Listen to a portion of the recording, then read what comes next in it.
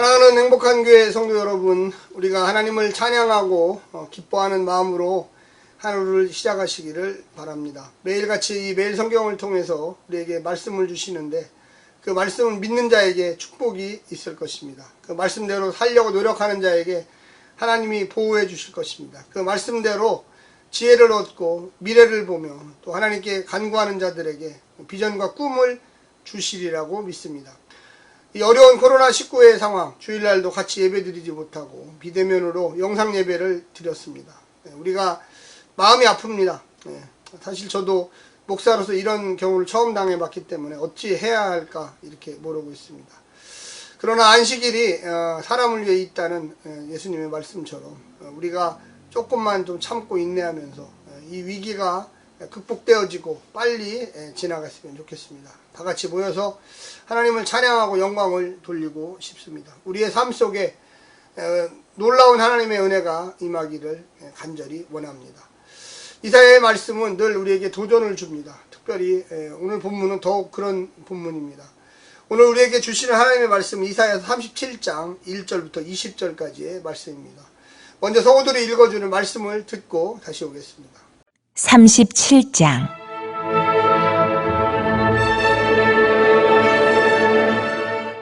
히스기야 왕이 듣고 자기의 옷을 찢고 굵은 베옷을 입고 여호와의 전으로 갔고 왕궁 맡은 자 엘리야김과 서기관 셈나와 제사장 중 어른들도 굵은 베옷을 입으니라.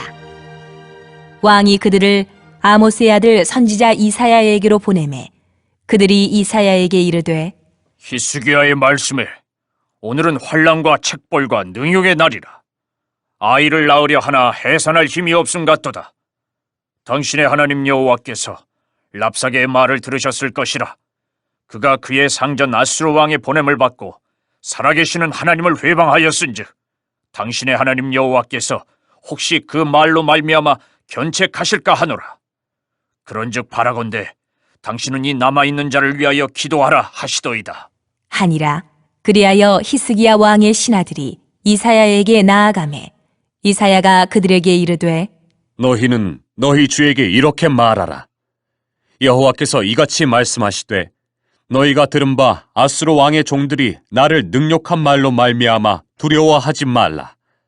보라, 내가 영을 그의 속에 두리니 그가 소문을 듣고 그의 고국으로 돌아갈 것이며 또 내가 그를 그의 고국에서 칼에 죽게 하리라 하셨느니라. 하니라. 왕이 라기스를 떠났다 함을 듣고 랍사게가 돌아가다가 그 왕을 만나니 림나를 치고 있더라. 그때에 아수르 왕이 구스 왕 디르하가의 일에 관하여 들은즉 사람들이 이르기를 그가 나와서 왕과 싸우려 한다 하는지라. 이 말을 듣고 사자들을 히스기야에게 보내며 이르되 너희는 유다의 히스기야 왕에게 이같이 말하여 이르기를 너는 내가 신뢰하는 하나님이 예루살렘이 아수르 왕의 손에 넘어가지 아니하리라 하는 말에 속지 말라.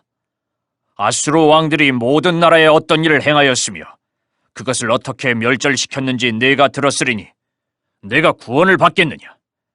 나의 조상들이 멸하신 열방 고산과 하란과 레셉과 및 들라살에 있는 에덴 자손을 그 나라들의 신들이 건졌더냐. 하마도 왕과 아르바도 왕과 스발와임 성의 왕과 헤나 왕과 이와 왕이 어디 있느냐 하라 하였더라.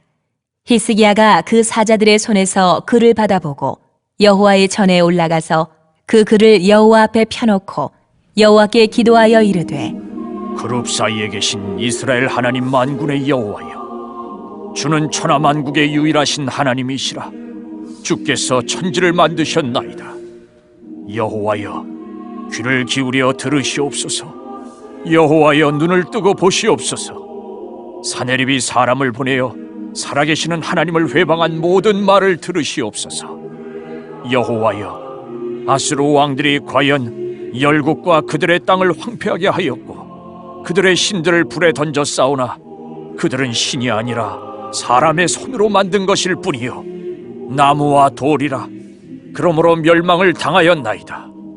우리 하나님 여호와여, 이제 우리를 그의 손에서 구원하사 천하 만국이 주만이 여호와이신 줄을 알게 하옵소서. 하니라. 오늘 본문에 보게 되면 어제에 이어서 어제 이 36장에 이 아수르의 사네립의 왕이 보낸 이 대장군 랍사게가 남유다의 백성들을 아주 호되게 위협하고 너희들을 항복하고 빨리 나와라 하는 그런 말을 전하기 위해서 왔습니다. 그 당시 국제인 아람어를 사용하지 않고 히브리어를 사용해서 이스라엘 백성들을 또 남유다의 백성들을 간담을 서름케 하면서 아주 위협을 가합니다. 이 말을 들은 이 이스라엘 백성 또 남유다의 백성들은 어떤 식으로 대항했을까요? 히스기야는 종교개혁을 했던 사람입니다. 오직 하나님 야훼만을 바라면서 다윗과 같이 아주 위대한 왕이라고 평가를 받습니다.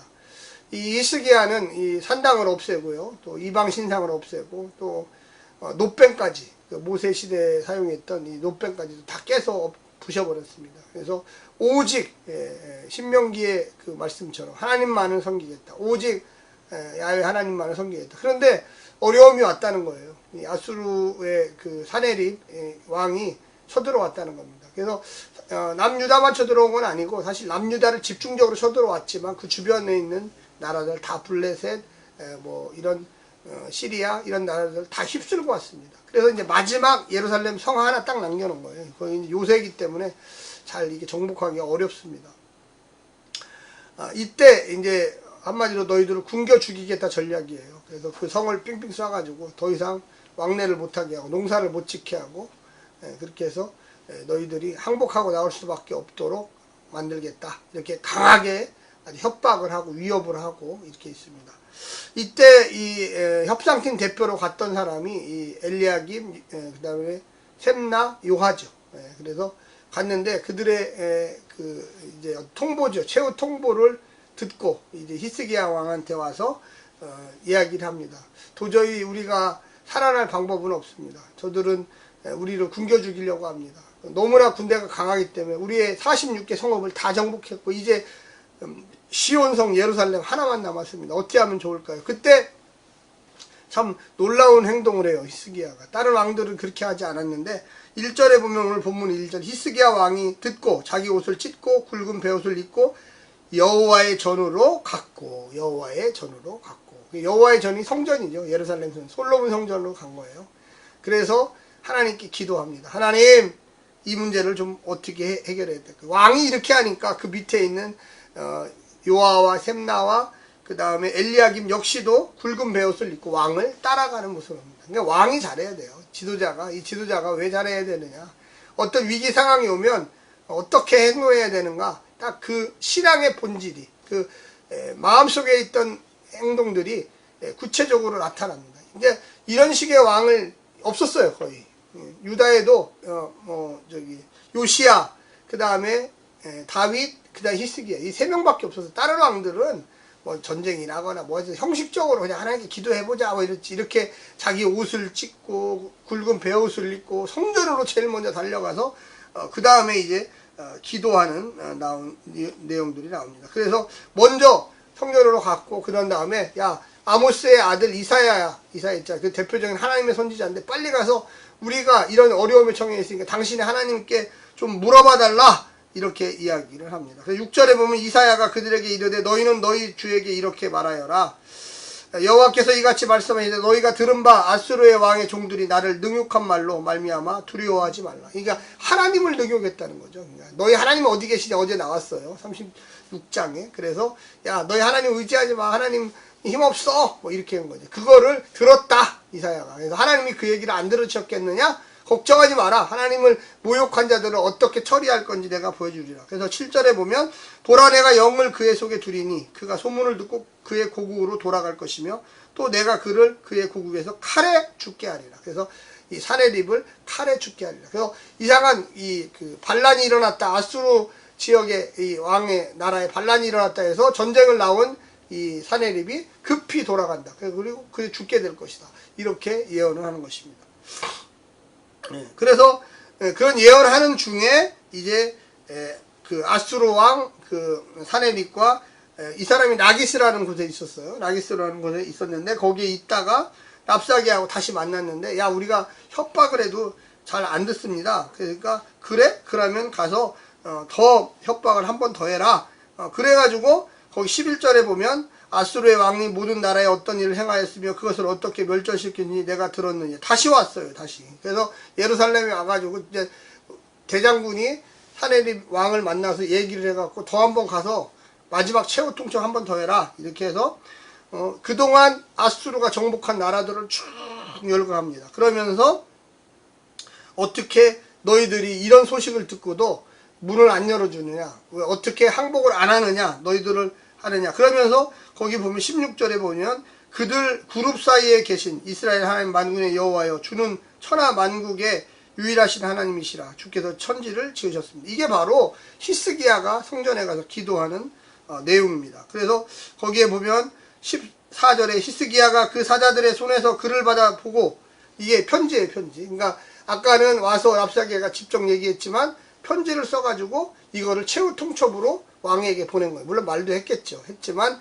그거를 보고서 너무 슬픈 거예요.